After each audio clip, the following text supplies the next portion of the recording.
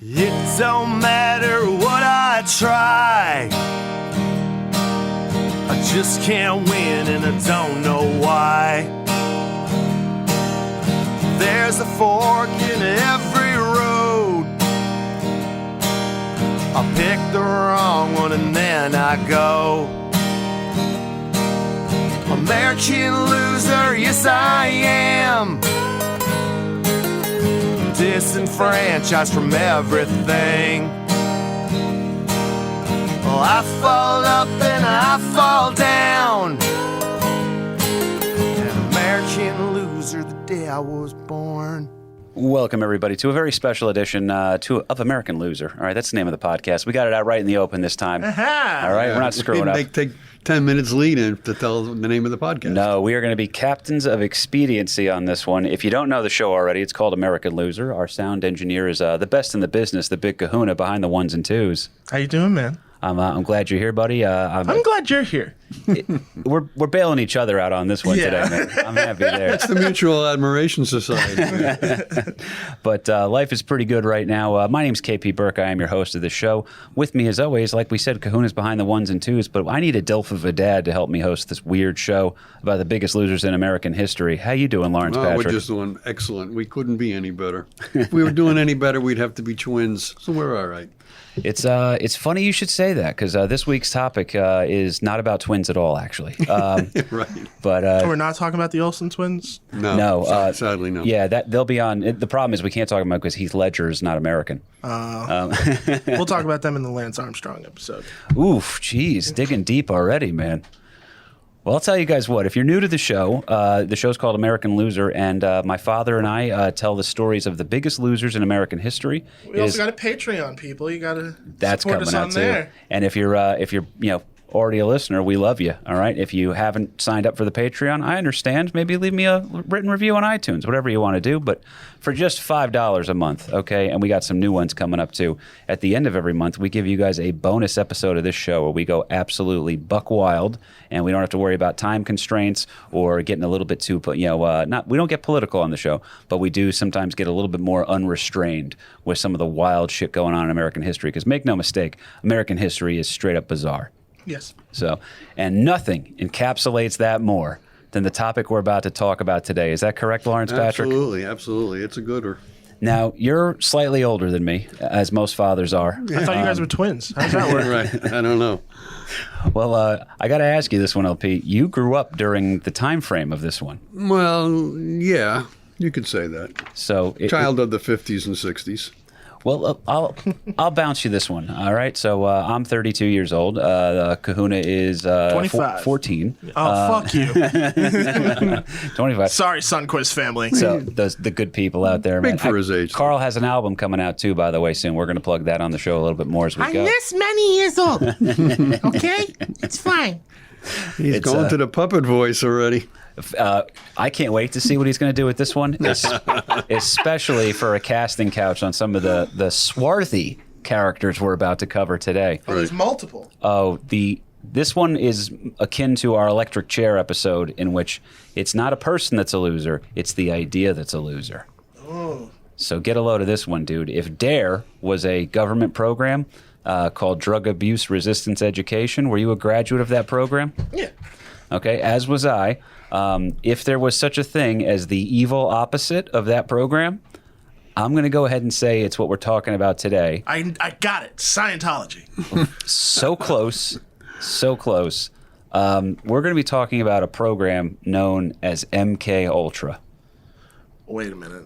Why does that sound very, very familiar? Because the more you read about some of the wild stuff that goes on over here, especially in American history, the more you realize people aren't, like some of the science fiction writers and stuff, they're not actually as creative as we thought, right, Dad? They're just kind of telling the stories of Taken shit from today's headlines. Oh, man. Oh, no. So, real quickly, when did you, we talked about planning this episode, Dad, but when did you, as a youth growing up, start to maybe suspect that the CIA wasn't necessarily the good, clean-cut government boys that we were hoping they were?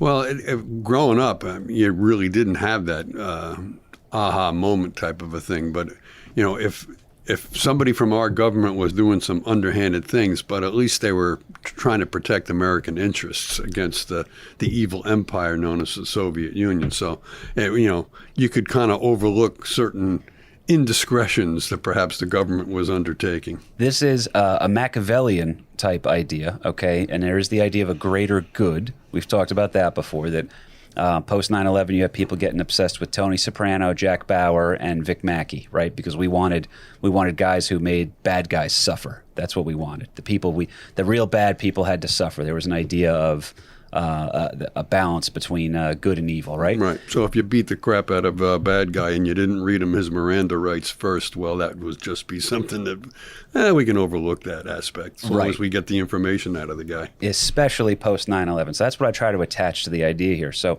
we've covered the second Red Scare a lot. If you're a Patreon listener, you got to hear about George McCarthy, or Joe McCarthy, I'm sorry. I don't know why I keep making him George.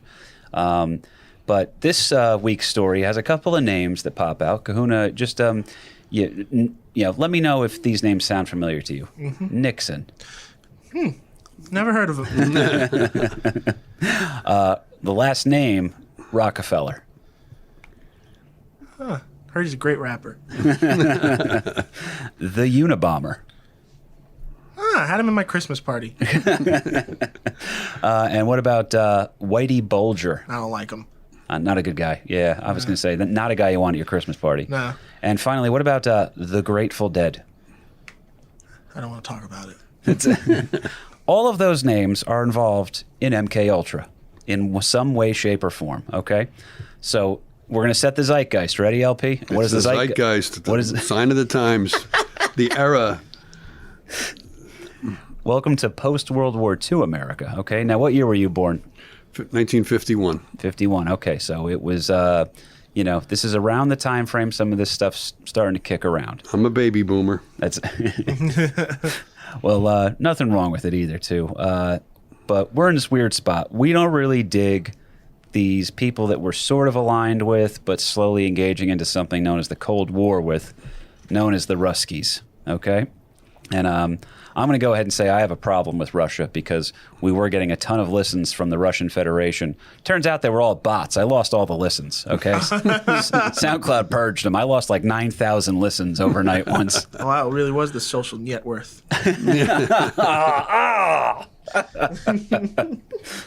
Oh, man. Well, at the time, what's going to be, the Soviet Union, which is going to become the USSR, is being led by a fella by the name of Stalin. What's Stalin's? You've called him a funny nickname growing up to me a bunch, Dad. Joe Stalin? Yeah. Right. Comrade? I don't know what. Comrade, or what was the nickname they gave him to try to give him a softer feel? Uncle Joe? Uncle Joe, close. They used to call him Papa Joe Stalin. Oh, Papa Joe. Yeah, Papa Joe Stalin. Okay. I got a golden ticket. Yes. And the golden ticket will be distributed evenly amongst the top 1%. Everybody gets the Tobin Levankas. What about the other grandpa? There is no other grandpa. But you got the golden ticket. Yeah, well, at the close of the war, I mean, we weren't exactly buddy with the Soviets or the Russians. There were many that felt that we should just keep right on going. We just beat the Nazis. We ought to just keep right on rolling. I mean, Patton, lose reception. We did George Patton. He just wanted to keep right on going and now fight the Russians while we were still over there in Europe, and we got the men and material. Let's keep right on going. Of course, cooler heads prevailed, if you will, but they had a big meeting at Yalta that they were going to figure out how the Allies were going to carve up the rest of the world. Great Britain, United States, and France, and the rest of them. But it was really the three: Stalin, Churchill, and at that point it was Truman, because Roosevelt had already passed away at the meeting at Yalta. True, and thing to set you up here for success as well is actually a Patreon member and a diehard fan of our show, a really great guy. I screw up his name all the time, Jason Retzkowski, but it's Jasrec is what he goes by in the Patreon, and he's a good dude, man. He diehard history fan, also Jersey ties too, and he told me recently that he was reading some stuff about how Russia was willing and able to come into the Pacific Theater to help us out. And we said, thanks, but no thanks. We're going to go ahead and just probably drop this nuclear bomb and get to claim the territories over there because we didn't want Russia expanding its influence. That was one of the reasons why they, one of the positives to dropping the bomb is to end the war quickly before Russia got involved. I mean, Russia did at the very end of the war. The war in Europe was already over. We had beaten the Nazis. And now Russia was making eyes at Manchuria, actually did drive into Manchuria. And we An didn't important name to come back to in a little bit. So Right. at the time, basically, Russia was like the person in the schoolyard you just didn't want to have someone fight because they would probably kill someone. Is that kind of... A little bit. If it's like you couldn't trust the person, there's a little bit of a loner vibe. Russia does what Russia does, that kind of a thing. Right. Vodka for Papa breakfast. Joe Stalin was making promises that he wasn't really keeping as far as, territories that the Soviets have now captured from the Germans, and they weren't real quick to go back home and let these people settle things out, work things out for themselves. So we're trying to rebuild. We're trying to rebuild Europe, and we didn't want the Soviets' influence at all in the Pacific. So again, there's many historians feel that that's why we dropped the second bomb in such quick succession, because it was to prove to the Soviets, hey, we got nukes here, and it's more than just the one. So if we drop the second one, that's going to prove to the rest of the world that this isn't just a fluke maneuver.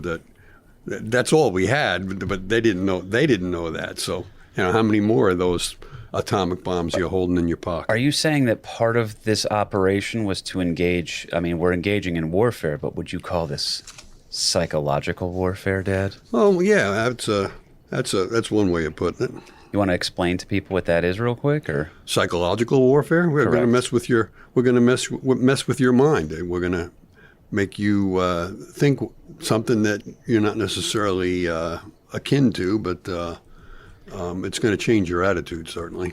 Oh yeah, or we can feed you misinformation. There's that as well.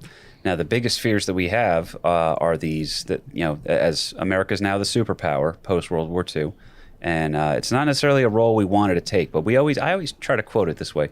Neil Young has it right. America is great because he put it as a pejorative. I look at it as more of a compliment. We are the kinder, gentler machine gun hand. Okay, so it's your Machiavellian thing there. It's here's the thing. There's not a whole lot of protests in some of the countries I'm about to mention. You know what I mean? So when you see protests, that means that there's a little bit of freedom going on. So the following countries are on our radar, if you will, as troublesome. Good old Russia, right? Our friends over in China, which is around this time frame has gone to Red China, right? And there's a lot of people disappearing. Right, the communists have already taken over in China, except for Taiwan, but that comes years later. But the vast majority of China is now communist China. There's already troubles in Vietnam, where we're dividing up that country into North and South. North being communist, the South being supposedly democratic. The same thing with the chopping up of Korea, that we have North Korea, which is communist, and South Korea, which is more of a democratic state. So, it's us versus them dividing up. And that's leading into the Cold War kind of a thing, that we're not trusting these guys any farther than you could throw them. But it is what it is. I mean, and the rest of Europe. I mean, we see the Soviets aren't backing out of Bulgaria, Czechoslovakia, Poland, all of those areas. There was a great fear that they were going to roll right into Greece. There was a great fear that they were going to roll into Turkey as well. So again, now the United States is backing those countries to prevent the Soviets from expanding their sphere of influence. All right. Now, you said fear. Fear is a huge word for everything, because you're going to see how something that was originally well-intentioned completely careens off the tracks in record time almost. I think that's par for the course for this podcast. It is, but this one you ain't ready for, dude. This I'm not, because you're battle tested, Cahoons. This one fucked me up in researching it. So All right, I'm ready. Old Iron Will Kahuna is ready to go for this motherfucker. Put on your seatbelt. All right. He says that now. I want everyone to listen. I think it's around the 14-minute mark. He has said this. So around the 40-minute mark, when he leaves and goes home for the night, I don't know. I don't want to know anymore. This was pretty intense, dude. So the American government has this intense fear of the Soviets, the Chinese and the Koreans, and the idea that there's POWs because there's a Korean war going on, and there's American POWs that are being returned. Now, my father mentioned Manchuria earlier. Do you know any famous movies that involve? No, wait. Yeah, the remake had Denzel Washington. The original had Jersey's own Frank Sinatra. The Manchurian Candidate. Oh, wow. Okay. Yeah. So that is, you're going to start to see, like we said here, the more we're going to learn about the shit today, the more we're going to realize how almost uncreative there should be copyright issues for some of these movies that got made. Jesus. Yeah, to timestamp this, we're now like in the early 50s. We've already fought in Korea, and now some of these returning GIs are reporting that while they were captured, they were brainwashed was really the term that came out of that through various means their whole attitudes were changed, that there was some reports that some of these returning GIs claimed that the U.S. was involved with germ warfare, or they did not want to come back to the United States. They preferred to stay in captivity with the North Koreans. So it was something definitely screwed up there. So what's going on with this whole thing? And then we start to get reports that the Soviets are dealing with some of these mind-altering drugs and hypnosis and a whole number of different techniques that are going to change your attitude. Right. Now, another little bit of a loserception is that one of the concentration camps that Wernher von Braun is his missiles, his V-2 missiles that eventually become the Apollo rockets, are being assembled in.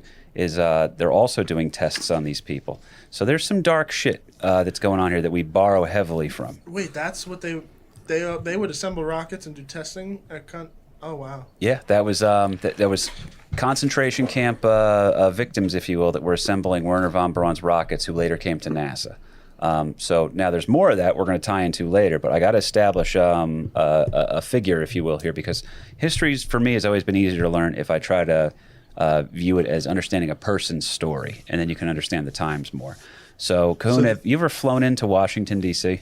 No, actually, I don't think so. I did. Not a great airport, not huge on it, right? Dulles International Airport, right? Named after a certain guy named Alan Dulles, who we're about to break down heavy here. Okay. Dulles, in many ways, is to the CIA what former loser J. Edgar Hoover was to his beloved FBI. In 1947, following the end of World War II, the Office of Strategic Services. You ever play Call of Duty, the early ones? Yeah. Okay, you were an OSS member in the original PlayStation Call of Duties. Okay. So that's the OSS. OSS back then is more of like a counter intel kind of a thing. Remember secret missions? It's like I love how you both. I could see in your face. You're both waiting for this jaw drop moment for me. Spy to versus spy at that point. because yeah, it's all here, and there's no part What's of the it. secret word? When am I going to turn into a? That's the Manchurian Candidate, pretty much right there. We're going to say a certain term. Kahuna's going to get up and try to shoot somebody. Okay, so it's definitely Muppet. is that your safe word? That wasn't all bad. He's grabbing the baseball bat and walking toward. I'm terrified right now. By the way, the day that Kahuna decides to put himself towards evil, we're all screwed. Yeah, really. I don't think I think the two of us combined would probably fall within That's 5 an minutes. unstoppable force. But Alan Dulles is working for the Office of Strategic Services, which eventually turns into the Central Intelligence Agency. The CIA. Yeah. Dulles is a pretty fascinating guy in his own right. Born to a family with ties to many of the early presidential cabinet members. Like he had in his family tree, there's a bunch of vice presidents, a couple secretaries of war, I believe. But the Dulles family is influential and well off, so much so that young Alan is able to attend a certain prestigious Institute of Higher Learning located within our own New Jersey, Kahuna. Brookdale Community College? He got a creative writing major at Brookdale Community College, just like myself and Mike Zapsik, we found out the other week. Oh, wow. No, he attends Princeton. Ah, okay. Right? A kingmaker type of a school, right? Dulles is born and raised a Christian, but has a long and well-documented history of hating anti-Semites. So he's got a lot of, not allegiance, but a sympathy and a humanitarian effort towards the Jewish people of the world, I would say. He would not be a fan of Nick Cannon right now, basically. No. Hilariously enough, our guest for the first YouTube episode is named Mike Cannon, and I'm sure he's been the subject of some terrible retweets. Completely not his fault. Yeah, what's interesting too about Alan Dulles, he's the newly appointed director of the CIA. He's the first civilian director. So when it was the OSS, it was all military personnel. Right. But now we have a civilian that's running the How does Central that Intelligence happen? Agency, and well, You scale down the military post-war. But still, at the same time, like there had been leadership at that point that was military and other personnel, but His resume's pretty good. okay, so like it adds up as to Yeah. why. It wasn't just a gimme Okay, kind of a thing. okay. It wasn't an appointment, but I mean he had credentials that would justify his being placed in charge of the CIA. Okay. And the CIA at this point is growing more powerful, I mean, day by day, because, again, now we're in the midst of this whole Cold War. What's the year at With this point? communists. Well, he's appointed in 1953. And early on, he gives this speech to Princeton alumni where he's speechifying about how some of these returning GIs from the Korean War are being brainwashed. They're refusing to come home again, and he's describes it as quote Soviet brain perversion techniques. And he's, saying we can't let this go on. That these people are nefarious and abhorrent, and that these GIs are being really basically tortured while they were there. And then it's being used, as I said earlier, chemical agents, hypnosis, all this kind of stuff, and it just goes totally against what we And these are our guys coming back. as true blue Americans, that we can't allow these commies to continue this on. That we have to somehow fight this for truth, justice, and the American way type of a thing. That we can't allow this to continue on with this whole brainwashing. This. And a new term is coined, this brain warfare, that we're going to be able to somehow battle what the Soviets are doing, but we're going to do it honorably in the good old-fashioned American way type of a thing. So again, that Machiavellian thing comes into play here because, as you just said, Dad, we're trying to. It's not hard to make a case about the Soviets being bad dudes. Okay, so we're going to do some bad shit to out bad shit their bad shit when they try to do bad shit, if that makes any sense, which it shouldn't. Out bad the bad by being slightly less bad. Pretty much. Again, kinder, gentler machine gun hand is what we're going to go with. I didn't want to cut you off, LP. You got anything else? No, that was, and that goes right back to the close of the war too, where so many of these Nazis would prefer to surrender to the Americans and the British. There's a reason. Than surrendering to the Soviets, because you're not going to be treated in a kinder or gentler manner with the Soviets as you would with the Brits and the Americans. So, Milton Friedman always said it best: people vote with their feet. So when you ever notice that every country you go to war with, there's a mass immigration wave that comes here? Mm-hmm. Yeah, there's a reason. Eventually, everyone we go to war with is represented in our food courts at the mall, which is good to think about. But quick, brief background on Dulles before this speech that you mentioned, just to give Kahuna the idea, because I do want to emphasize he's got what a friggin' resume on this guy. young man, post-law school. He's working with the U.S. Embassy programs in the 1920s and 1930s. So this is pre-World War II, and he's hanging out with the likes of Benito Mussolini and Adolf Hitler. Okay. He's also hanging out with, Churchill wasn't the prime minister yet. Chamberlain? Was that the one before him, Dad? I can't remember. Yeah, I mean, you're saying he's hanging out with these people. Not that he's with them. He's meetings and heads of states kind of a thing. Trying to take the temperature of what's going on in Europe with these various people that are coming into power. Kahuna just looked it up. It was Neville Chamberlain, so I'm excited about that. Yes. He's the one that basically allowed Hitler to continue on with the land grab and, came back home with all kinds of... He's really just a silly little fella when you think about it. All he wants is to re-centralize the Germanic peoples. And a couple of months later, now he's invading Poland. Or not even a couple of months, I weeks spoke later. to him. He says he's not going to do nothing to us as long as we just hand over all the... He doesn't want us. He wants the Jews. It's okay. Right. I don't know why I got Australian at the end. Yeah, it is what it is. That was confusing for a It's second. he's just there's certain words that take you certain places. But oddly enough, Dulles, pretty great guy in terms of he is actually responsible for getting a lot of Jewish people out of Germany because he's horrified by the treatment that he's seeing of the Jews under Hitler. So he's got a lot of good stuff to him. He's got some bad stuff to him. But post-war, he is now the fixture of power within the CIA, holds the position of director for majority of his career. He is the longest tenured director in the history of the entire program, right? The How long was he CIA. there? Yes, Yeah. long time, but it was in different. It's almost like Casino when they're like, "Oh, you put your Oh, resume they to just the changed the title? Yeah, so I'm deputy director of this today. Actually, I'm the head of this committee on that. But he was the big swinging dick in the room, man. Get a load of this resume from his time in the CIA. He is responsible for the coup d'etat in Iran that overthrows the government. Yeah, which would actually happen just a couple of weeks after he gave this big speech to his Princeton alumni that, we're going to do it the right way, the American way, and, the democratic way. And meanwhile, a couple of weeks later, he's secretly sponsoring the overthrow of the democratically elected leader in Iran because that particular leader was more pro-Soviet, and we got to get this guy out, even if the people did vote him in.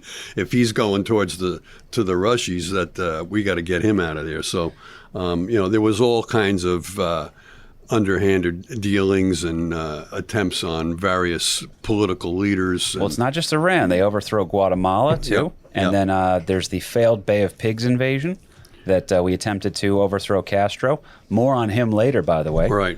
Then also, I'm actually going to leave this last little tidbit for the very end about a certain piece of his legacy that is interesting here. But the big program we're covering today is MK Ultra. This is something he personally signed off on and is considered responsible for in many ways. We've established a major player, so it's time to get into some details here.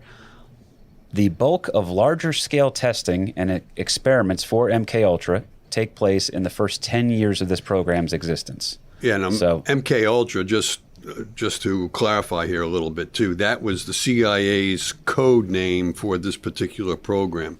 MK meaning which department within the CIA it was going to be run by, and Ultra means it's ultra top secret. That there's only a very few people that know the ins and outs of this thing. So I mean, that whole MK Ultra is really just CIA code for what this program was really all about. So, Probably a really, really dumb question, but what does the MK stand for then? it's something to do with. Acronyms, it's very hidden stuff. It's almost like a secret code to crack within the government. So. Is it just safe to assume it's mind control? Well, that could be. If you're going to spell control with a K. I know, but I was like, you know what? It works. It works for the narrative. This boy's a genius with a capital J. I do wonder if Kahuna just cracked the code and they're like, God damn it. If I end up dead in a few weeks. Well, MK Ultra is not the topic that. If you die next week, it's because of this topic. If any of us disappear, it's Right. because of this topic. We divulge too much. Well, the idea of this whole program is for them to test theories of mind control, as you said, Dad, which For us, in order to figure that out, we have to. There's certain chemicals and things that have to get put into play. There is like maybe isolation tanks or enhanced interrogation or sleep deprivation and stuff. But more so, electroshock therapy gets administered here during the program, as well as the use of hallucinogenic drugs. There's something I wanted to ask you, though. Hit me. You said the first 10 years. Oh. How long did this go on for? That depends on who you ask, my friend. And what they still have records for. Yeah, we're gonna get into this. Is as shady as. Okay, so there's an image I'm gonna put into your Is head this real like quickly. Slim Shady level shady?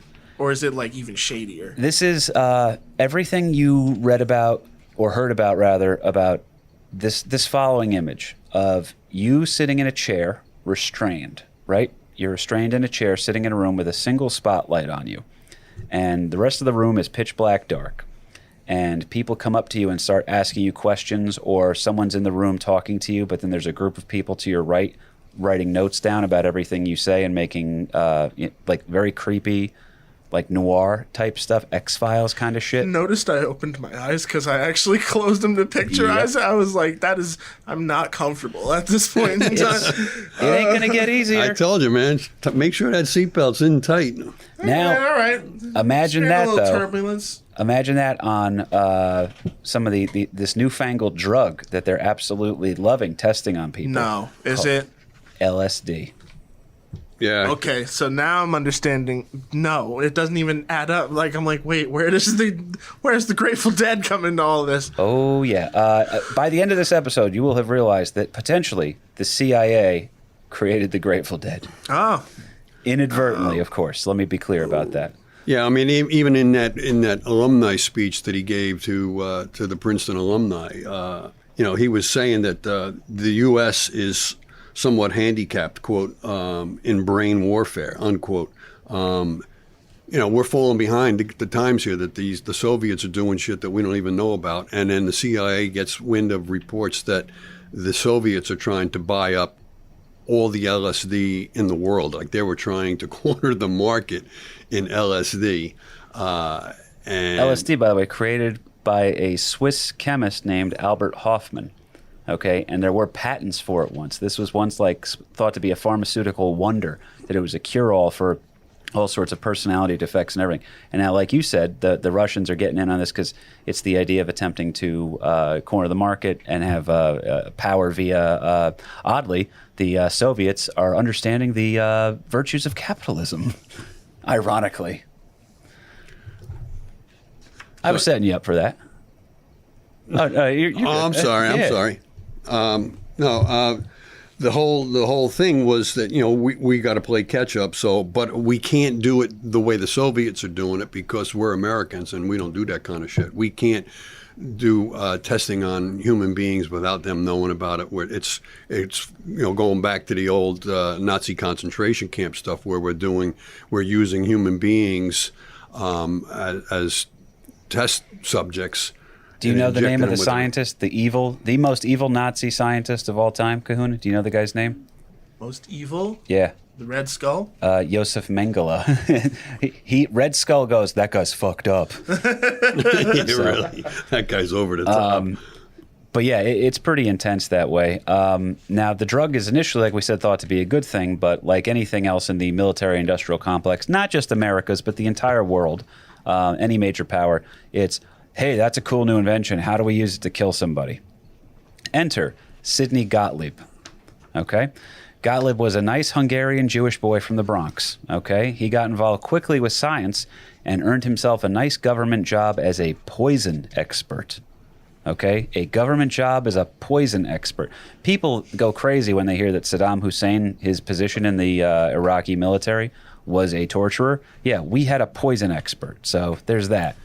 Yeah, I mean, the whole military complex, though, is if there's anything that we might be able to weaponize, we're going to find out about it. I mean, let's not forget about being gassed in the First World War. That's chemical warfare. So to use LSD or mind-altering drugs, the whole idea for the CIA is that if we could take this LSD and slip it to somebody and it's almost like a truth serum type of a thing, that they could spill their guts as to all they know, and then we can also erase their mind. It's almost like Men in Black. We're gonna be able to Another inject good you with reference. something. We can flash you in front of your eyes, and you're going to forget that you even spilled your guts to what's going on. So it's a mind erase at the same time.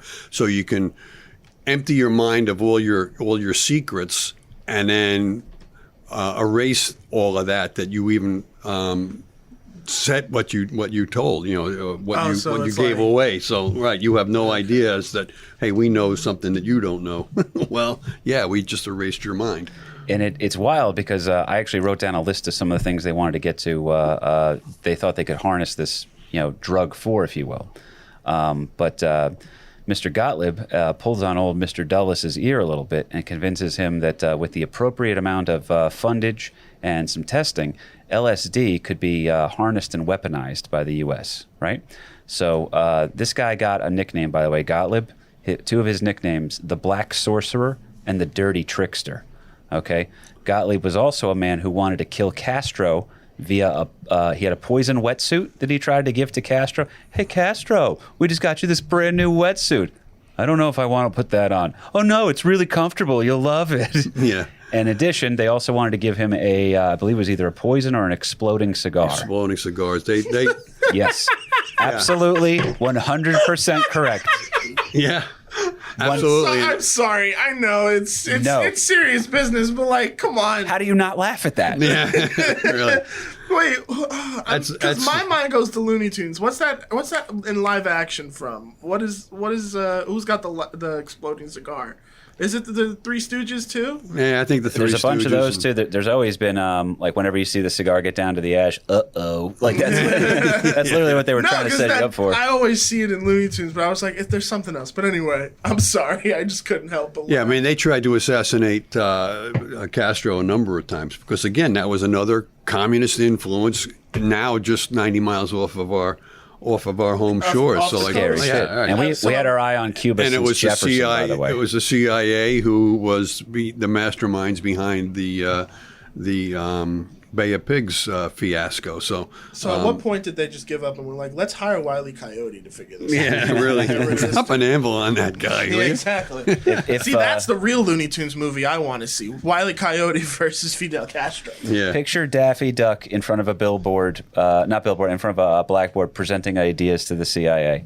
It's really not that far off. Got that casting couch going early here. Oh, Yeah. Looney So- Tunes pack in real action. So this one, we might have to. I just was texting with the Kahuna earlier. So we do have a guest for our YouTube episode that's going to call in around 9. So we might have to do a quick pause on this one and then come back to it. And of course, some douchebag revs his motorcycle outside the studio. It's always. It is what it is. But I want to get into this before we hit that certain part. So the OSS has this reputation for doing some wild stuff, right? But like you said at the very beginning of the episode, Dad, it's because the country's best interest is at heart here. Right. Okay. Now, You just said OSS, but the OSS became the CIA. right. But, So okay. to me, But correct. we're still fighting for truth, justice, in the American way. And somewhere along the way, we lost a couple of points of that. Yeah. Right. This leads to 1955 and a little sub-project of MKUltra known as Sub-Project 27, where they tested LSD on patients from various, different backgrounds. Because with an experiment, right, you want to have controls and variables, right? That's the scientific method we all learned in school. Same applies when you're giving LSD to people on government money. A couple of the people are going to be highly educated military officers, some doctors, other agents. Yeah, the CIA was dosing other agents Mm-hmm. with LSD to see what the reaction was going to be. I mean, if you're going to find out, can we get secrets out of this guy while he's under the influence? Well, what better way to test out some of our own guys? Sometimes they knew about it, sometimes they didn't know about it. And this whole MKUltra project was in a lot of different areas. I mean, the CIA began to fund studies at Columbia University. Well, just before we even get to that, though, we talked about the upper echelon of people that they were testing on. They were also testing this on heroin addicts and prostitutes. Joe averages. Some people would. I don't like that's your average, by the way. I'm a little uncomfortable with that. Well, some people would actually volunteer because they were paid guinea pigs. It's kind of like going for a market study type of a thing. Hey, little Mr. Heroin Addict, do you want some more heroin? Do you just come up, you sign this piece of paper? I'm going to give you all the heroin you want, little buddy. So wait, what would Get they a do? diff- They would just they'd be like, hey, come try this out. And what would they do? Like, just sit you in a room while you tripped for hours? Yeah. That's off. Okay. And we're not even to the nefarious part yet. That's not nefarious? No, no. It ain't good, but it ain't as bad as some of the shit that's coming. So they are testing this out on people, but again, it's 1955 is the year, and that's when they start really moving forward with Subproject 27. Now, Dad, you mentioned some prestigious schools in the country. Right. What do they have to do with this? Well, they were also doing some experimentation. Some of them knew about it. Some of them didn't know about it. Some of them, and not just the United States. There was also some dummy corporations that set up that were now in Canada. So it's not just Americans. It's also Canadians that were duped into some of these experiments, if you want to put a whitewash on it, experiments. And it wasn't just necessarily LSD. I mean, they were doing experiments with ecstasy, mescaline, heroin, barbiturates, and magic So all the mushrooms. fun stuff. All the fun stuff. How do you think you get college kids to sign It's up? a How do you think you get Big Kahuna? It's a party bag. Dude, this is pretty much it's a music fest that's being but the orchestrators of the music fest is not Fish or the Grateful Dead or some EDM group. It's the CIA. Okay, that's literally what's going on here. Now, Oh, so Lollapalooza. All right. I have I have a reference that I'm pretty sure Kahuna is going to be excited about. A great way to make some money as a college student is to take part in research programs. And much like the poor student at Columbia that took up a certain Dr. Peter Venkman's research assignment, many college students are not aware of what they're about to get involved with.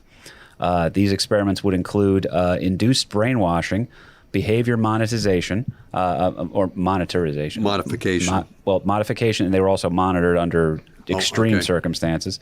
And sometimes they wanted to, depending on the quality of the person, if they felt like they could get away with psychologically torturing individuals. So that part's good there. It's it gets dark fast. Did you have anything else real quick? No, it was just, it was a cross-section of people that were involved with these, tests, quote-unquote tests, that some of them were even mental patients who were institutionalized, or somebody in a veterans hospital, because I think the guy that you're leading up to was actually working a part-time job at a veterans hospital where he volunteered. And I'll let you jump into that one. Well, we're going to hit a brief break here in a second. We're going to have to hit the pause button, bring on our YouTube guest for the other portion of the episode, and then come back into this. So I think we got it set up right now that this is, to do a brief recap, this is a government program that is trying to study something they're trying to apply the idea of controls in something that lacks control, quite like the hallucinogens and this rampant drug use and all that other stuff. There's a reason why this program essentially turns into your days with Theta Nu Sigma at Trenton State. Okay, Easy now, easy now. It goes off the rails Easy fast. now. But Yeah, it's your tax dollars at work for sure. That it's a government funded and sponsored, all in secrecy, but it's your tax dollars at work for truth, justice, and the American way. So we're going to set that up in a second. Just a quick reminder to you guys as well. A free episode shows up on SoundCloud, iTunes, Stitcher, Spotify, anywhere you can find your podcasts every Tuesday, right? Check us out at American Loser Podcast on Instagram, American Loser Podcast on Facebook. For $5 a month, you can go ahead and be a part of the Patreon. We're going to be right back. We got to handle something else in studio real quick, and then we're going to finish telling the bizarre story of MK Ultra. Thank you. Okay, so as we've been talking about here today, guys, it is MK Ultra. That is the absolutely true, 1,000% accurate story about a pretty awful government program that was started off by the CIA, where they were testing on willing and unwilling subjects, Dad. Yeah, well, some volunteered, some didn't even know it was coming. So, Well, there was a lot of it was just guys in rooms testing out stuff. There were prisoners that were getting drugs tested on them. Drugs, by the way, including methamphetamine, magic mushrooms, cocaine, mescaline, heroin, methamphetamine. As my buddy Nate would always say, he watched a lot of Cops, so I don't know what it is about methamphetamine, but everybody needs to get naked when they're on it. So that's a true story with him. And then the big drug was LSD, which they were trying to use in order to do mind control topics. They infiltrated institutes of higher learning, getting these volunteers for it. And the thought was at the time, by the way, they're continuing programs that were done by Josef Mengele of the Nazi Party, the evil Nazi doctor that was doing tests on twins where he would stab a twin to see if the other twin felt it. yeah, just continuing that rock solid's research a couple of steps further. That's all. So they wind up getting into other parts of this. We talked about controls and variables and experiments. So now the idea is that they're going to lure in people who are unaware of what's going on with, what's about to happen to them, if you will. And they're going to they were using hookers. So by the way, these are government-funded hookers that are going to bring a John in, who the idea being that he'll be too embarrassed to go to the authorities. Working 9 to 5. Yeah, well, the big fear here with the CIA was that they already got wind that the Soviets are doing experimentation or trying to buy up a whole bunch of LSD. And the fear was that the Soviets were going to use LSD on American CIA agents as a truth serum kind of a thing, or a mind erase, a memory erase. So, I mean, if the Soviets are into it, we're into it. We're gonna have to just one up them. That's all. So this whole secret program that comes up, they create these safe houses that's hooked up with one-way mirrors and not video at that point, but cameras, so that they record the reactions. And these safe houses are just looking like any other prostitute's room type of thing. They hire hot prostitutes to lure these unsuspecting Johns to go back to the room. And Government hookers get dental, by the way, just saying. Oh, is that right? They've got a great dental program. Okay. I didn't know that. Health insurance. That's good. But probably would need that for in that line of work. That Well, it's like an athlete has to keep their body in check. You know what I mean? There you go. So one-way mirrors and these creepy-ass hotel room type looking things. Yeah, and Poor guys thinking they're about to get laid. And they're doing research as to find out what the reaction is to being, dosed with LSD, because it was a relatively unknown, quantity at that particular point. So they're doing valid scientific research. Well, they're monitoring these guys, and what would happen is then the girl would slip LSD into the guy's drink, and either the guy would continue to, have the interaction with the hooker while people were watching and documenting everything that was happening, or they'd have a total, complete schizophrenic break, what they thought. Because keep in mind, this is the 1950s. This is not, people aren't reading Hunter S. Thompson just yet. Easy Rider hasn't come out. People don't know what's going on with this shit just yet. And so that program's going on. They're actually in violation ethically of something known as the Nuremberg rules.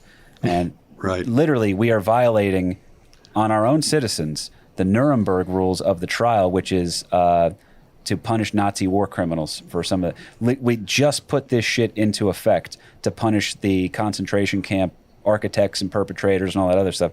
And within 20 years, we're breaking it. The CIA, I should say, is breaking it for MK Ultra as we're testing this on unaware and unwilling participants. Yeah, I just love the name that they gave this to. I mean, we're in MK Ultra, but this particular operation where they're dealing with the prostitutes and everything else is called Operation Midnight Climax. I just thought that was the name of I forgot. I thought that was just great.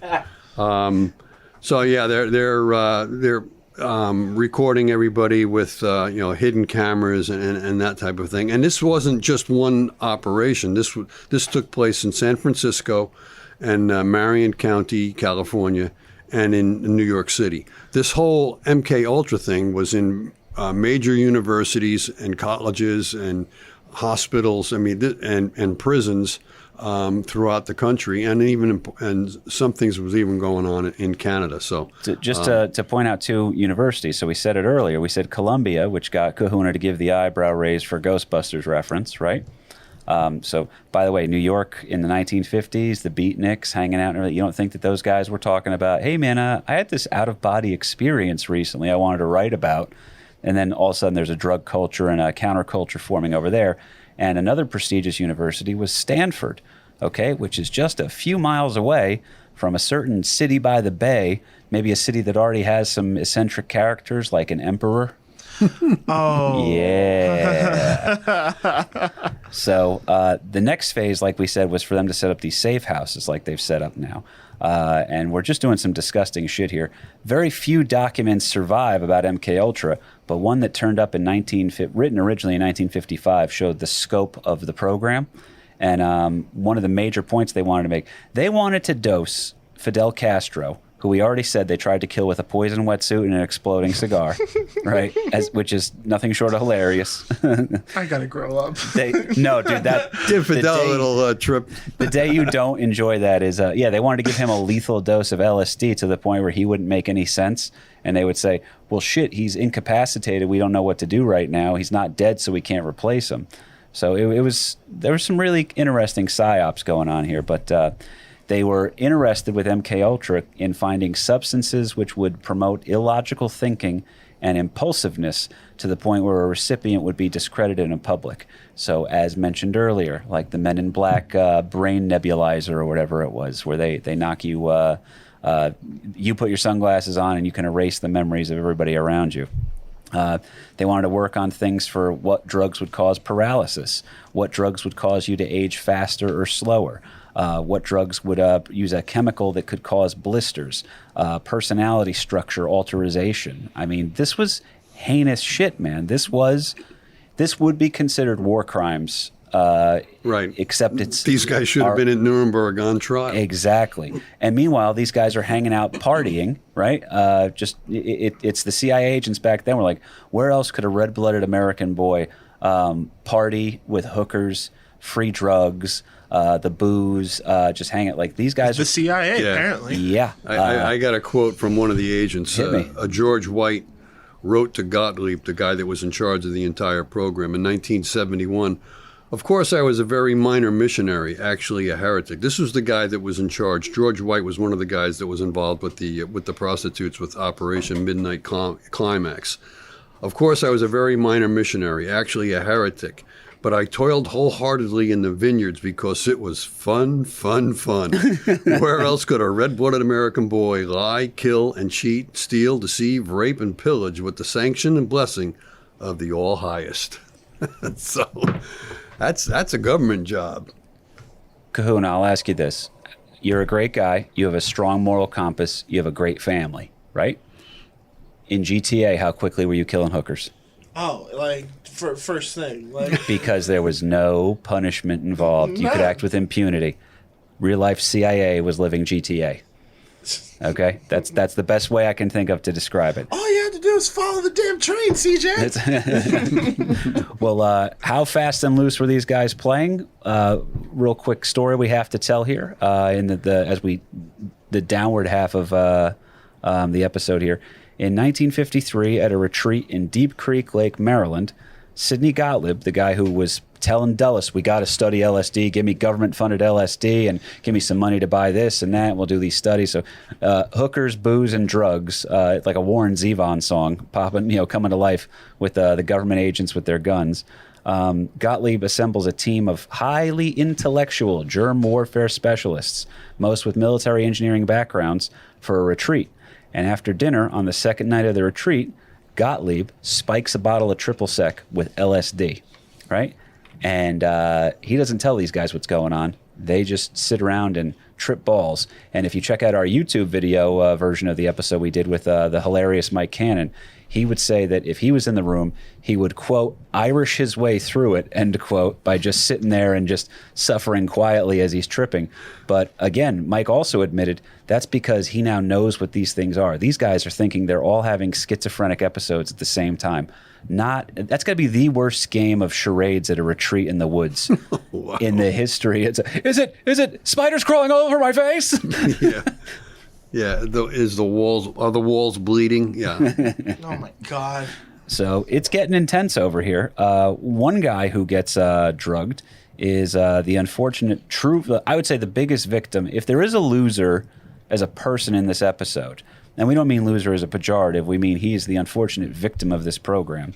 It's a guy by the name of Frank Olson, who is a brilliant mind in the field of biowarfare. He's a biochemist working for Special Operations Division. But when he gets into this, it's for the war effort. I want to help the boys. We want to beat back the Nazis. We want to stop Japan, who attacked us in Pearl Harbor. Now, you're in this post-war world, and things are getting a little bit sketchier. The line of gray areas is starting to move a little bit. It's hard to have a moral compass in this particular field. Now, dose the motherfucker with acid without telling him and see how he responds. It does not go good. He thinks and fears he's had a complete schizophrenic break, right, Dad? Yeah, he's severely depressed, and he told his wife that he had done something wrong, that he was involved with something that was not good, that was bad shit, but he couldn't tell her what. He's actually on the verge of he believes that he's on the verge of a nervous breakdown, that again, this is the early stages of LSD, or the early times, that nobody really knows what anybody's reaction is. It's so wild that nobody knows what's going to happen when you're taking a tab of acid. Yeah, and this guy doesn't know how to paint either, so he doesn't have any of that. He doesn't know that his body is a paintbrush. That's Well, he winds up having this breakdown, and he shows up, I guess, a couple days later at 7:30 in the morning on Gottlieb's front steps, saying, hey, I got to get out of this germ warfare, biowarfare thing. I can't do it. It's not for me. Yeah, psychoactive drugs is really what the term that they put to it. But yeah. Okay, no, you're correct. That's the actual legal and medical term for it. But he goes, I got to get out of this shit. I can't deal with this anymore. I want to get out of this field entirely and move on to something else. And Sidney Gottlieb goes, we totally understand, man. Don't worry about that. Go get seen by the doctor, though. And unfortunately, the doctor, just let him check you out. Make sure you're doing okay.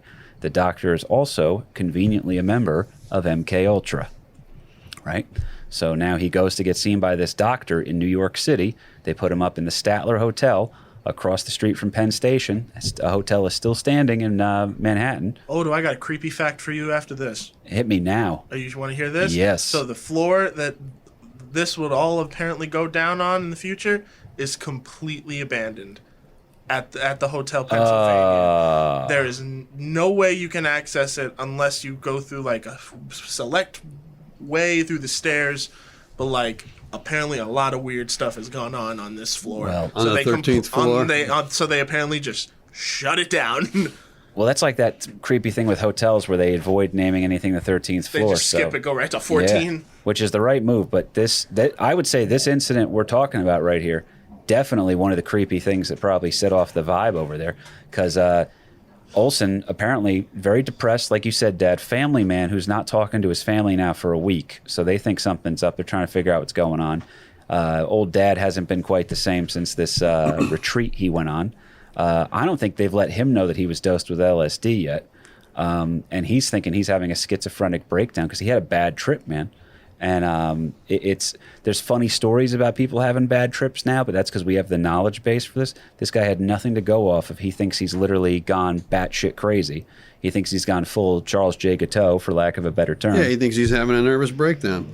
And he gets seen by the doctor, and the doctor goes, oh, man, you really are having a hard time. You got depression, you got this, and we're going to probably have to hospitalize you and or maybe institutionalize you for a little bit. Full disclosure, folks, I've heard this story. I fucking hate it. Like, it's so bad. Yeah. And Frank Olson has a roommate with him, right, that's staying in the room with him, and he is, again, at this hotel right across the street from Penn Station in New York. Building still standing, as Kahuna has proven. And they go ahead, and he, unfortunately, it would seem, jumps out of his hotel room window on the 13th floor and dies on impact. Okay? Does a header on the sidewalk. What are the weird things that maybe we're not being told everything about at the time, Dad? Yeah, what was interesting too is that Frank Olson, it was originally thought that he committed suicide, that he jumped through the window. He didn't open the window. He crashed through the glass window to land on the sidewalk below. But he had a roommate at the time, this Dr. Lashbrook. And Dr. Lashbrook was also one of the guys that was at that meeting in Deep Creek Lake in Maryland. And it was later suspected that perhaps the guy that actually put the LSD in the after-dinner drinks was either Dr. Lashbrook or the head of the program, Sidney Gottlieb. So you go stay with the guy who Right. dosed you, and on the orders of the guy who dosed you, and go see somebody who probably knew you were getting dosed. And what's going to happen is, unfortunately, as you said, Dad, with the autopsy, they say that he went through this window, right? But there's no cut marks on the body, right? Yeah, a later autopsy showed that he had injuries that were not not similar to what would have the injuries that would have happened if Things didn't add up. If he did a header, yeah, it didn't really add up. There's a Netflix. And there was also, the person who called in the police was not his roommate, this Dr. Lashbrook. It was actually the night manager at the hotel that went out onto the sidewalk to see this guy just, splattered on the sidewalk. I picture like the cop, what's his name? He's such a good actor from Family Matters when he shows up in Die Hard. Oh crap! I know what his name is, but Carl? I know what you're talking about. Yeah, when he shows Winslow. Carl Winslow. Yeah, he shows up. He's like, "Yeah, quiet night tonight here at the." Yeah. Shots fired! Shots fired! As he reverses away. Oh, dude, it is. It's absolutely. We've covered it. We're going to talk a little bit more about it in a second, but there's no doubt about it. This guy got murdered. Okay, he's a true victim of the MK Ultra program. Yeah, he wanted out, and they weren't letting him out. No one leaves the program. He knew too much. Yeah. So it's the Hotel Pennsylvania. For some reason, I kept calling it the Statler. I wonder if that was right or if it maybe got renamed afterwards. I think it was renamed. Oh no, it was always it was the Statler. Okay, so no, that's It good was to the know. Hotel then. Statler. Yeah. Dude, I would change my name too if somebody fucking took a Right, header right. out of the window and in front of Penn Station. You know the Muppet Connection. Hit me. What was this hotel Oh, called? little Bulldog. That is that's quality work right there, Kahuna. That is your Jersey I connection. was sitting on it, man. I was like, is KP going to recognize this, or am I going to have to point it out to him? Kahuna-ception. He's playing Psych Oh, Warfare man. with me, Dad. Yeah, apparently while he was in New York, supposedly to get help or to see this doctor that was CIA suggestion, he was hearing voices and suffering from delusions, and he threw out all his identification and his money, and and the family is not buying this suicide thing because he was not a suicide type personality type of thing. The family is accusing the CIA of directly causing his death by keeping him secluded in this 13-story hotel room. And it wasn't until later that the children, his body exhumed and. Don't mention the second president autopsy. just yet. Okay. Yeah, because I want to cover one thing here. So we started talking about Alan Dulles, who's the head of the CIA, who literally is the guy who signs off on Gottlieb and the boys going crazy with this program where they're dosing people with LSD, they're engaged in psychological torture, they're hiring hookers, they're playing fast and loose. They probably got Frank Olson killed, and it's a little bit wild here because. They realize that the program, Gottlieb actually leaves the program because he realizes, I swear to God, Gottlieb retires, the man who came up with this whole program, retires to raise goats and eat yogurt. Yeah. After some shit after what he pulled, I would do the same Quiet life in the country. Man, thing. You know what's weird about that too? That's actually a recurring thing. Like the same thing happened with Ken Kesey. He went through a whole bunch of stuff after his volunteer, and then just ended up in the woods in Oregon. and was just like, I'm just gonna stay here. It makes you realize the beauty of nature. And Kessie too, though he was one of the early paid test subjects of this whole LSD testing, and then became a big proponent for LSD. There's a really cool documentary. Sorry to cut you off. No, Buzz, that's all right. If any of you want to check out, called Magic Trip, and it's Kessie. It's them documenting. I think I've seen part of it. It's them documenting like the first like kind of use of social acid in a group of friends. But it's Those also were known as acid tests. Yes. They were big parties he had. Now, where do you think Kessie got his first dose of acid? So, like we said earlier, the CIA accidentally created Haight-Ashbury and the counterculture and all that other stuff, and acid rock, like the Grateful Dead, all that other shit. Jimi Hendrix is going to later play the Star Spangled Banner on the guitar, in the electric guitar, in one of the coolest renditions of the song I've ever heard, reportedly on acid. And it's all thanks to the boys at the CIA. So that's uncomfortable There a you little go. bit. That's right. I hate that so much. I hate that. But it is what it is, isn't it? Through Ken Kessie, we have another Muppet connection. Hit me with your Muppet connection real quick. Because sometimes I'll sit. So like, when you said what this was, I sometimes I'll pull up like an article to see like, okay, where are they at, and read a little bit into it, especially if I don't know what it was. With this, I didn't know, but I knew the name. So I had the page pulled up, and then I'm scrolling down, and I see okay, so full disclosure, first and foremost, this is one of Kahuna's rabbit hole connections. It's still there, but it's just kind of funny. So Ken Kessie, I keep butchering his last name, so I apologize. It's profusely. Kesey. Kesey. I screwed it up too a million times. So- Kesey got it. So during his times of the acid tests, he would go on road trips with his quote unquote band of merry pranksters. This is what he would call Yes. his group Right. of friends. Yep. And They made a lot of acid, those yeah, boys. they did. So they would travel around in this bus called Further. They would travel all across the country. They would go everywhere in this painted monstrosity. And it was such an icon of the 60s at the time that film and television started adapting it into making their own weird-looking psychedelic buses. Par for the course, the Partridge Family. Partridge Family, Magical And then Mystery Tour. Magical Mystery Tour. And then a certain 1979 movie that came out, directed by James Frawley, called The Muppet Movie, and it was owned by Dr. Teeth and the Electric Mayhem, and it was the Electric Mayhem bus that they painted up to look like this almost, just like a diet version of it. Which So- fits the motif of Electric Mayhem, I would say for sure. So, Right. of course, the Muppets are involved with the CIA acid tests. Of course. That's their loose connection. Well, You're putting flower decals on your Volkswagen. Oh, of course. I love that, by the way. I really do love that. Now, important note here about our boy Dulles. Like we said, he overthrew governments, he orchestrated assassinations, but this was a red-blooded American man. He was always in the best interest of the country with what he was doing. That being said, he also almost overthrew the Castro regime and took Cuba back. Okay, and Cuba, by the way, we've had our eye on since Jefferson, like we talked about, because of just the geopolitical climate of that whole thing. So anyway, the reason why that's important is because Bay of Pigs, as we've covered, total failure, right? And JFK is very good. JFK was the most media-savvy president we've had in a long, long time, maybe ever, because what he does is he goes, oh, yeah, listen, Dulles, that was Dulles' fault. You got to go. That was an operation that probably would have worked. The military guys and the CIA agents and everybody else who was involved wanted Kennedy's head removed from his body. And oddly enough, that happens shortly after Bay of Pigs, a couple years after, I think.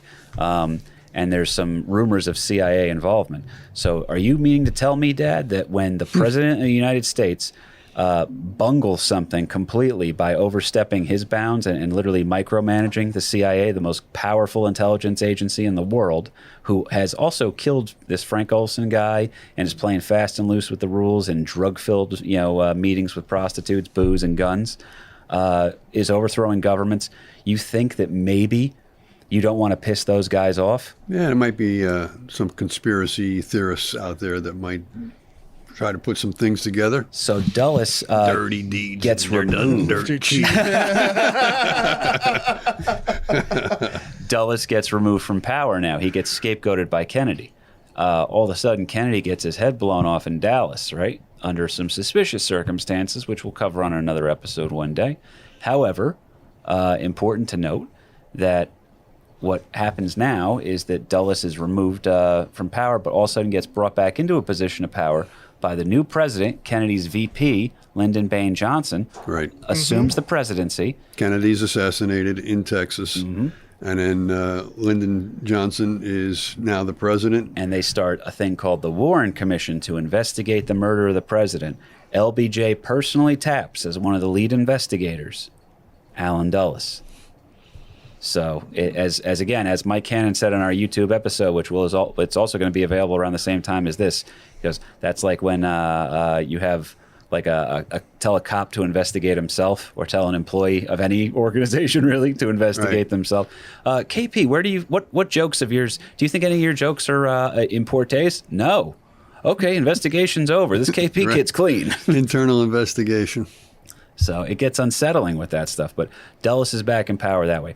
Gottlieb leaves the program, like we said, and that he realizes that majority of the program was a failure, right? That they couldn't really prove tangible results for anything they wanted to do with this psych warfare. Now, it gets a little bit wild here as we're wrapping up, because the program is pretty much quiet until 1973, when President Nixon gets involved in a little scandal known as Watergate. We will probably cover that on another episode, Dad, but in short, what was the national climate? What was the zeitgeist of 1973, you handsome fucking... Yeah, 1973, well, Mr. Nixon wasn't the most popular, President Nixon wasn't the most popular guy for a lot of Americans, and he gets caught breaking into the other side of the party's headquarters type of thing, and the other guys across the aisle. And anyhow, there's a whole big investigation. He's actually, he wasn't impeached, but came damn close, and he removed himself from office before he could get impeached. And then we have Gerald Ford coming into play. Meanwhile, the family of Frank Olson, the guy who jumped out the window on the 13th floor, they're investigating. A lot of information is coming forth that was really hidden because of the Freedom of Information Act. So people are delving into a lot of different files, trying to investigate Nixon and a whole host of other things that are now finally coming to light. To me, this is like a big time when journalists are legitimate heroes, too, with some of the work there, because it's the New York Times is putting out articles about this. And obviously everything that went down with Watergate, because Nixon's corruption is exposed. Now people are saying, well, what else don't we know about? What else is going on in the shadowy corners of this government of ours? Right, and when MK Ultra was shut down, the head of the CIA at the time ordered a complete purge of all the records. In other words, leave no trace type of a thing. It was Richard Helms, by the way. Yeah, as soon as he hears that Watergate goes down, he goes, fuck, get rid of everything. Right. If there's going to be an investigation for Watergate, there's going to be an investigation for a lot of other stuff that we don't want having come to the light of day. So he orders to destroy whatever MK Ultra records. And let's face it was an illegal operation to begin with. So they're not going to keep real strong records of illegal operations. But what does come to light is there were, I think, 40,000 pages of MK Ultra. This is the best part of the entire records story. That were found completely filed in the wrong place. They're found in financial records where it was like an operations details that shouldn't have been anywhere near the financial records, but it's discovered again with this Freedom of Information Act. And now imagine keeping the murder weapon but being like, well, I wiped it clean. It's right, but Yeah, that's still but you still keep the hanging murder around. weapon. It's So still hanging this around. blows up in their face bad. So there's another investigation. For all intents and purposes, the case is reopened with Mr. Frank Olson, and although it never did come to a trial or a court kind of a thing, the federal government settles out of court with the Olson family, and part of the settlement was that there was going to be a presidential apology. So President Gerald Ford, apologizes at the White House to the Olson family, and they're awarded $750,000. Now we're Sorry talking, we killed your dad, Right, man. yeah. How many apologies did Ford have to make, too, by the way? Ford assumes the office after Nixon got exposed as a tricky dick, literally, that Right. became... Then Ford has to make he has to apologize. Hey, sorry I pardoned Tricky Dick. Hey, sorry the CIA killed your dad. Hey, sorry about this thing. Ford really was, his own biographers say he was one of the most honorable men to ever hold the office. Yeah, I mean, at that time, the public opinion of our government was, let's say, on a downswing. That it wasn't a hooray for us, and that really wasn't turned around until Ronald Reagan came into office, and there was a proud to be an American type of thing again, because we're doing the same shit that a lot of our enemies are doing with the Soviets and everything else. Yeah, the kids are screaming, "Don't trust the government," and then the government's saying, "You really shouldn't trust us. They're right." Yeah, I mean, and with Nixon, I mean, that just came off the whole Vietnam War thing, and were we being lied to with that? Nixon is telling us in his election campaign that he's going to get us out of Vietnam. Meanwhile, he's invading Cambodia and Laos. Wait a minute, I thought you said you were going to de-escalate. Now you're going into other countries beyond Vietnam. So, Kent State killings. That the country's in a huge divide. Let's face it. And anyhow, the Olson family kind of proves their case that. They exhume their dad's body, and there's a second autopsy done, and there's a lot of injuries on the body that really weren't characteristic of somebody jumping out a window and landing 13 floors below. That Well, the fact that he didn't have any cuts on him from the window, right? yeah, well, he was cut on the upper body, but like the legs and that kind of stuff, and there was a lot of bruising on the upper body that probably happened before he actually took the plunge. So, did they beat the shit out of the guy and throw him through the window, or did he run and crash through the window as the original story went? That was a tough one. There's some bad stuff going on here. So. And again, we'll never know, because it really never did come to trial, and there were no real records left. There was only these documents that they found that were misfiled in financial reports. And it wasn't just MK Ultra stuff in terms of drugging people against their will and all that other stuff. And again, we actually were saying it earlier that yes, President Ford had to do this. President Ford also signed an executive order. He is the reason, by the way, ladies and gentlemen, boys and girls of American loser dumb, if you will. He is the reason, his executive order, written in 76, I want to say, that he put into writing what prohibits the experimentation with drugs on unknowing or uninformed parties. So now that's why you have to have these, there's a legal requirement now.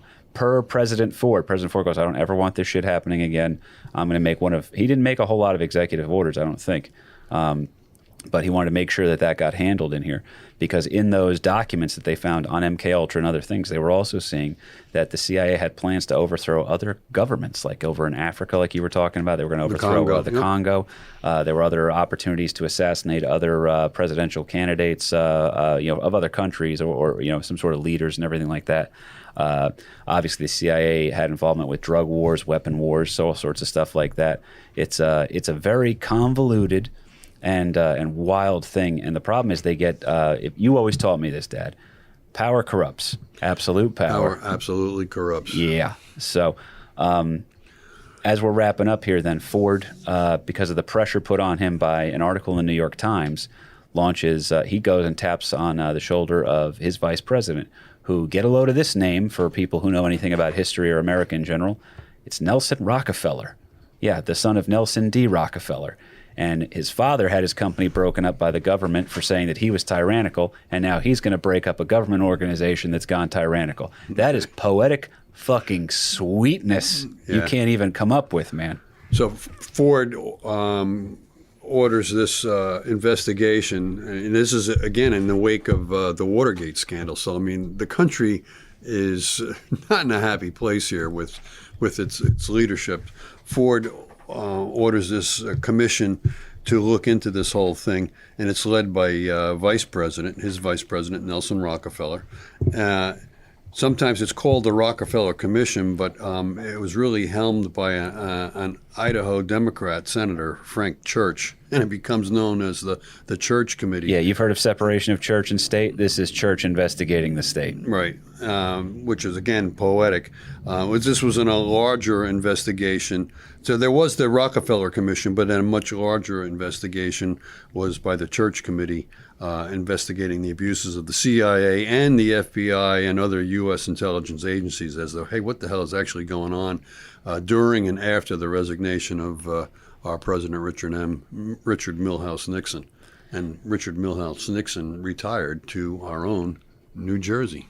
No shit. Yeah. There was, there's still people that claim to have been victims or test subjects of MK Ultra. There's a couple of wild ones. But as we said, there's now this acid rock thing. There's ties between the Grateful Dead and the CIA because of that. So this wild government program that came in with a little bit too much power did some really, really awful things and then accidentally gave us some of the best music in American history.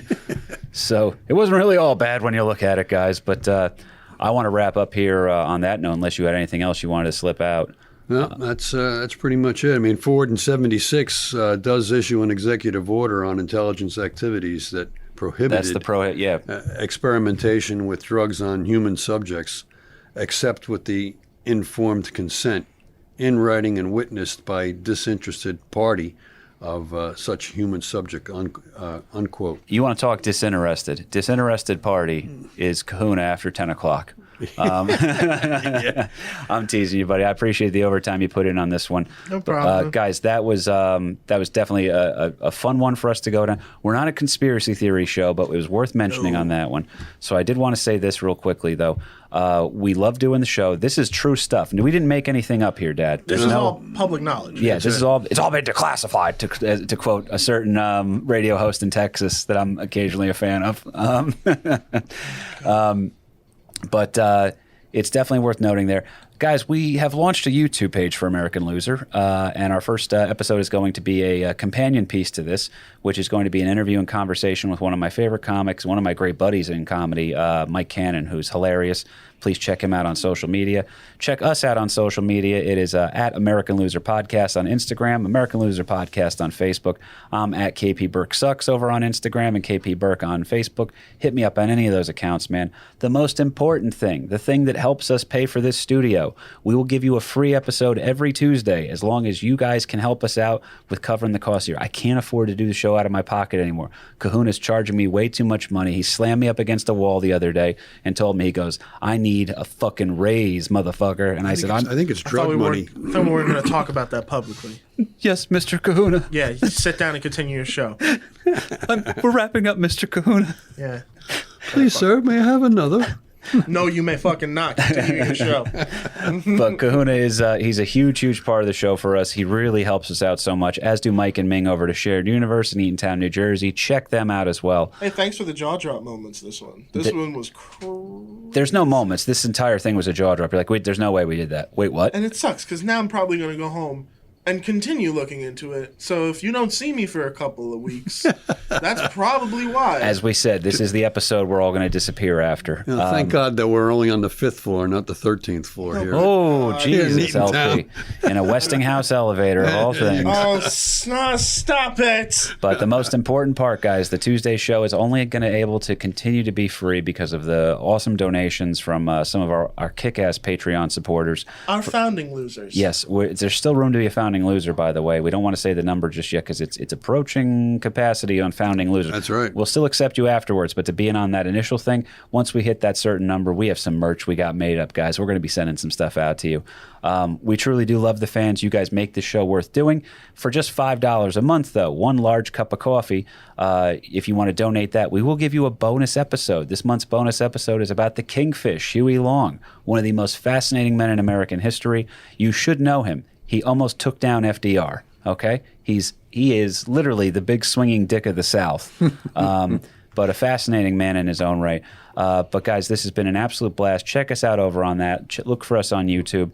If you want to share the show when we come, I post everything on every Tuesday. If you want to like the page, that helps us out. Go ahead, leave us a written review. I love reading those. And please, whoever you are, stop trying to bang my dad, that one listener. It's making me uncomfortable. My mom's complaining. Yeah, really. Yeah.